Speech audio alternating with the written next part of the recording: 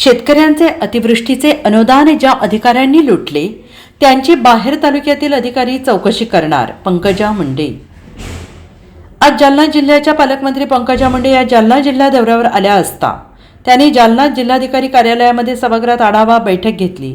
यामध्ये त्यांनी जिल्ह्यातील शेतकऱ्यांचे पीक पाणी टंचाईच्या विविध मुद्द्यांवर विशेष करून ही बैठक घेतली।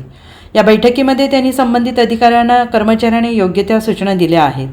शेतकऱ्यांना कुठल्याही आणि अडचणीला सामोरं जायचं काम पडलं नाही पाहिजे अशी सूचना प्रत्येक वेळेस त्यांनी दिली आहे। प्रामुख्याने येणाऱ्या खरीप हंगामामध्ये शेतकऱ्यांना मुबलक दरात बियाणे खते उपलब्ध करून द्या, तसेच शेतकऱ्यांच्या अडीअडचणीवर विशेष करून लक्ष द्या अशा सूचना यावेळी त्यांनी जिल्हाधिकारी आणि संबंधित अधिकाऱ्यांना दिली आहे। या बैठकीला जिल्ह्यातील सर्व आमदार, पदाधिकारी, कार्यकर्ते हे आवर्जून उपस्थित झाले होते आणि या बैठकीमध्ये त्यांनी बऱ्याच मुद्द्यांवर हात घालत शेतकऱ्यांच्या अडीअडचणी लवकरच दूर केल्या जातील अशी ग्वाही यावेळी दिली आहे। तसेच जिल्ह्यात शेतकऱ्यांचे अतिवृष्टीचे 57 कोटी रुपयांचे अनुदान काही अधिकाऱ्यांनी लुटलं आहे, त्यांनी परस्पर ते आपल्या खात्यात पळवलं आहे, हे चुकीचं आहे। या संदर्भात माझ्याकडे तक्रारी प्राप्त झाल्या असून या तक्रारीचे चौकशी करण्यासाठी मी बाहेर तालुक्यातून अधिकारी बोलवून यांची चौकशी करणार आहे। जे कोणी अधिकारी दोषी असतील त्यांच्यावर मी योग्य ती कारवाई करणार असल्याची माहितीसुद्धा यावेळी त्यांनी दिली आहे। या प्रसंगी जालना जिल्हाधिकारी श्रीकृष्ण पांचाळ, आमदार नारायण कुचे, आमदार संतोष पाटील दानवे, आमदार राजेश राठोड, आमदार अर्जुन खोतकर यांच्यासह अधिकारी उपस्थित होते।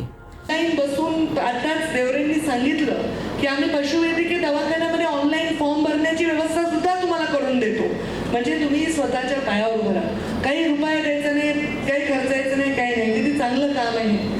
लोक म्हणे पशुवैद्यकीय, मला इतकं चांगलं खातं आहे, कोणी आंदोलनाला जात नाही, ते पशु बिचारे कुठे काही मागत नाही, मानधनात वाढ वगैरे काही टेन्शन नाही आहे मला। त्यामुळे त्यांचं मुक जनावरांची सेवा करण्याचं भाग्य या माध्यमातून लाभलं आणि त्याचबरोबर माणसाची सेवा। आता माणूस जर भाज्याच खायला लागला आणि वनस्पतीच खायला लागला तर पृथ्वीवर काही शिल्लक राहणार नाही, म्हणून बॅलेन्स आहे। म्हणून काही लोक शाकाहार करतात, मांसाहार करतात आणि मी झाली शुद्ध शाकाहारी सध्या आणि हे झालं खातं मांसाहारी।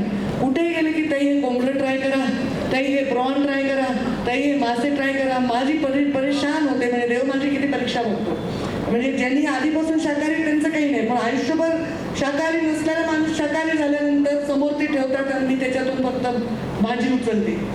पण जे जगात मांसाहार करतायत, दुधाचा ग्रहण करतायत, त्या लोकांसाठी आपण उत्तम क्वालिटीचं प्रोडक्ट तयार करून त्यांना प्रोव्हाइड करणं हे या खात्याचा उद्देश आहे। जग मांसाहार करत आहे आणि त्या कॉम्पिटिशनमध्ये आपला देश राहायला पाहिजे, आपल्या देशातल्या लोकांना चांगल्या क्वालिटीचं मीठ मिळालं पाहिजे, हेही त्याचा उद्देश आहे। त्याच्यामध्ये bureau report SVN Marathi, Jalna.